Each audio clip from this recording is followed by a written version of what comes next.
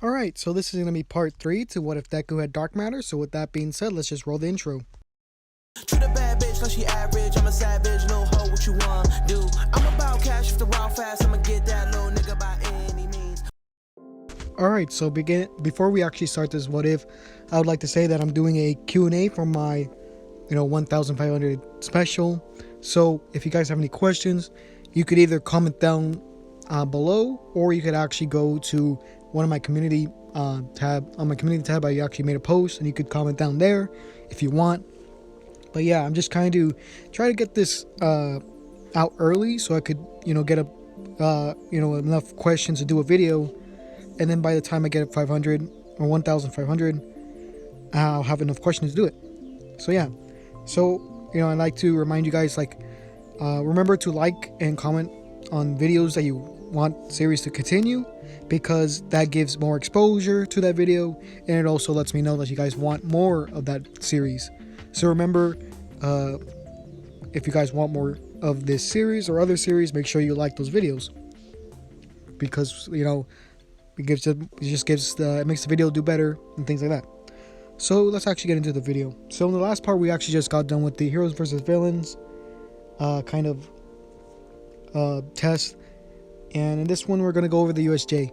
So we would do a little bit after the story would start off a little bit after the kind of fight, or the heroes versus villains kind of test, and All Might would take Deku aside and basically say, like, young Midoriya, and this is where he would explain all for one, or one for all, and explain how it works and his kind of injuries, right? And Deku, he would see no point in using or taking one for all, because of his quirk is already strong enough, and he isn't one to do this kind of thing, right? So what Deku, he basically denies it, and he tells All Might, like, I don't think I should be the one who gets this quirk. I think someone else should, because it would make more sense to have multiple people who are very strong, instead of just having one. And this is when All Might was like, okay, do you have anyone in mind? And I think that in this one, Deku would actually give the idea to All Might about Ida, because he has a very similar personality to Ida, and he very much respects him, and he's also the vice representative, so it makes sense.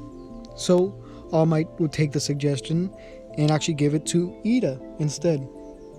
So yeah, so the kind of difference in this one than in most is that I guess Ida's gonna get it, and Deku doesn't really need it at this point, or really at all, because his quirk already gives him a slight increase in strength, and if he doesn't have that strength already, then he could just use his dark matter to give him that strength. And Deku would basically also tell, like, All Might, like, can I see that wound?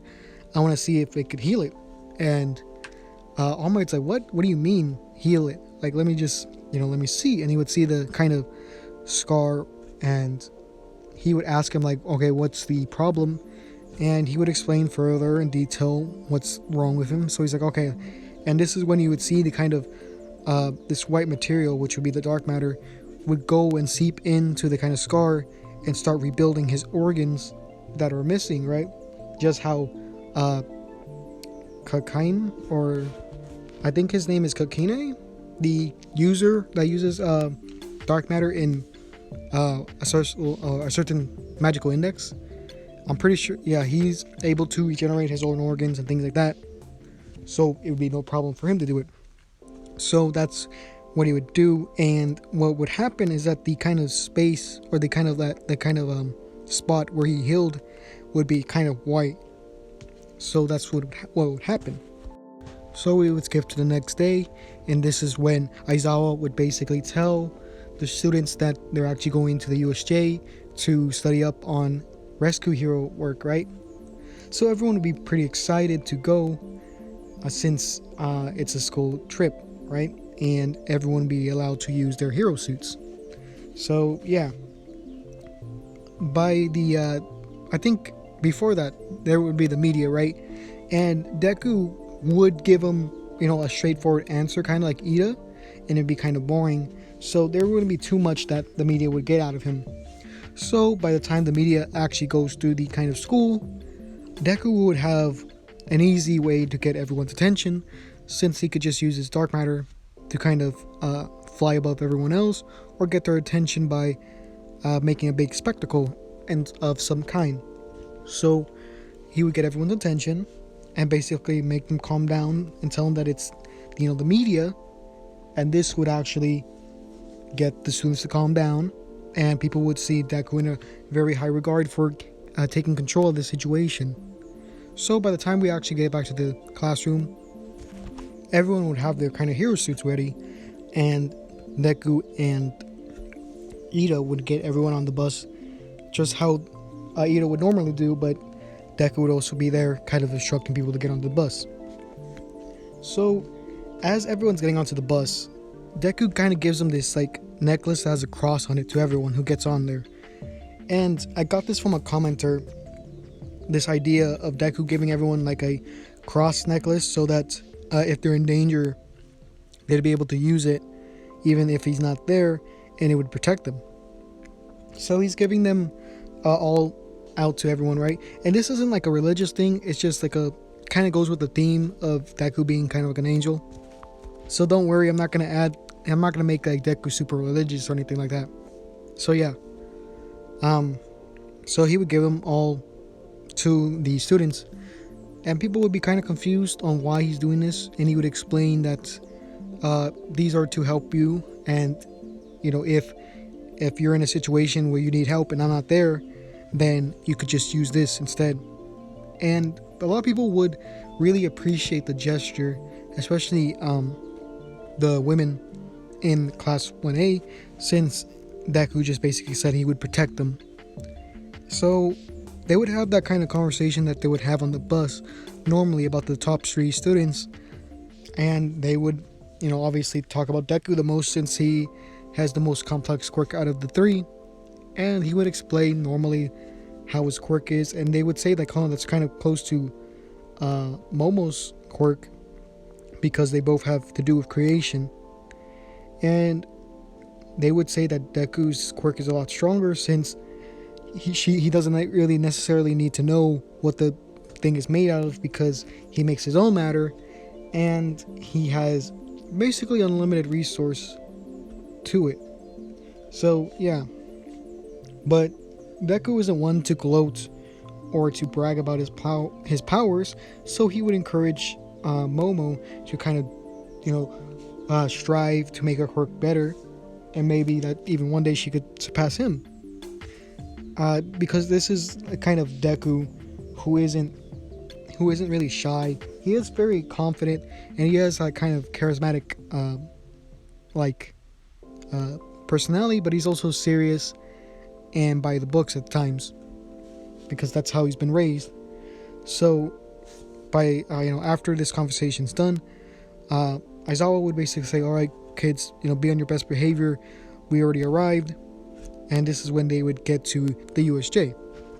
So when they get there, this is when 13 would come to greet them, and Deku would be would have a lot of respect for 13 for being a hero, and he would kind of really listen to what she says. And she would do the same speech as he does in the anime about how your powers are very, are meant for good, but if you don't use them right, they could very much harm people and do the opposite of what you're trying to do. So Deku would take this to heart and be very kind of aware of this fact. So as they're continuing the kind of tour, this is when a giant portal in the back, this wormhole or warp gate, would open, and a bunch of villains would come out. This would include Shigaraki and the Nomu. And Deku's looking at this, and he's like, what the, I thought this was like rescue training and not, villain combat. And this is when Aizawa would be like, no, this isn't part of the test. This is an actual attack. 13, get everyone to safety. And he would jump down to kind of go and help out.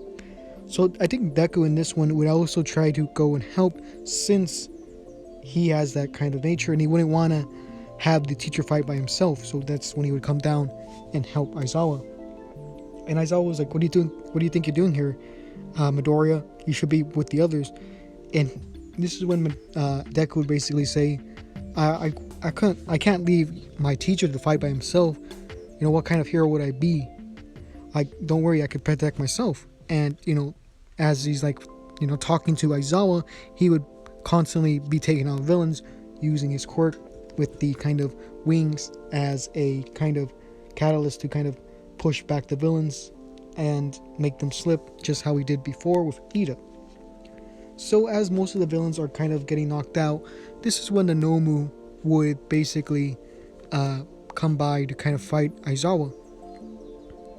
And Aizawa would basically be very much injured from the Nomu's hitting him, even though he would use his quirk on him to kind of take away his quirks. But the Nomu is already naturally strong, so it would do a lot of damage. So as this is going down, this is when Deku would kind of rush towards the Nomu and use his wings to kind of push him back, right? And he would try to hit him with his wings, and they would do like slight damage. They would stab into him, but the Nomu would kind of back off, and he would slowly start to regenerate. And this is when Shigaraki would say, like, he's like, don't you know this Nomu has shock absorption? You're never going to be able to beat him. And as this is happening, Deku's kind of thinking of a way to beat the kind of Nomu. And this is when Shigaraki would rush towards Aizawa to try to disintegrate him. And Deku would block it with his wings. And this is when his wings would start to slowly kind of decay, but not at a normal rate which Shigaraki's decay would normally go at. And Deku's kind of confused, so he starts changing the properties of his dark matter to kind of counteract this. And it stops to decay slower and slower until it just stops altogether. And this is when Shigaraki would get mad, like, what? This is cheating. You're not supposed to be able to, counteract my decay. And this is when the Nomu would come to kind of save Shigaraki. So after this was done, the Nomu would rush in and he would get stabbed again by the wings.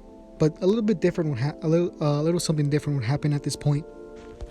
Ida would have been able to get to the kind of skull faster due to One For All, and I would say he would be able to at least use around 20%, because how he's a lot more muscularly structured than someone like Midoriya at the beginning of the series, and he's a lot more naturally built. So yeah. So after he would stab him with the wings, this is when Deku would start to inject his dark matter into the Nomu. And what he would inject is that he would make his dark matter into a kind of acid to kind of melt the insides of the not only to melt, but also to flood his insides with an acid type dark matter. And this would only leave the head, which Deku would just do the same, with stabbing it with his wings and then injecting it with acid to kind of melt away the Nomu. And as this is happening, Shigaraki's very angry, and he doesn't know what to do at this point, since his last kind of ace in the hole basically died right in front of him. And as he's thinking this is when All Might and the other teachers would come and basically rush in. Shigaraki would still get injured by Snipe, basically shooting all of his, like, the 4 limbs that he has, and Kurogiri would have to come in and basically take him out, or give him a getaway, right? And the other villains are pretty easily fought because Momo and Jiro and Kaminari would have those kind of necklaces that Deku would have gave him, and basically it becomes like you guys can come up with more properties to what it could do, but I would say in this scenario it would basically make a kind of sphere around Kaminari and protect him from the other lightning villain, so it would be a lot easier for everyone else to fight him. So yeah, after this was done, everyone would kind of take out their respective villains pretty easily with the help of the teachers. And All Might wouldn't have to use up that time that he had, even though I think at this point he would still be around his prime level because of the dark matter healing him. So yeah, Aizawa would not be as hurt as he was in canon. Maybe a broken arm, just how we I think it was either a broken arm or a sprained arm, something like that.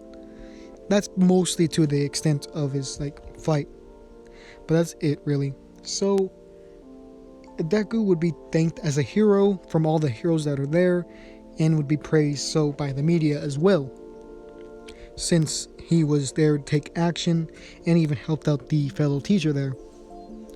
So yeah,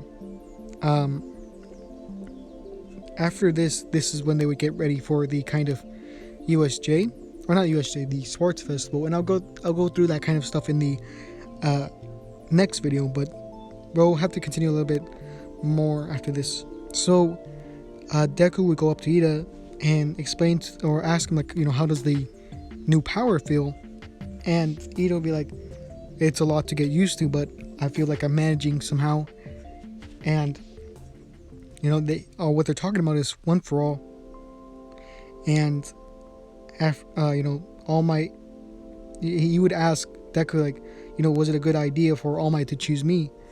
And Deku would be like, yes, I think it was a great choice. You're very responsible and you have a very high potential, Ida.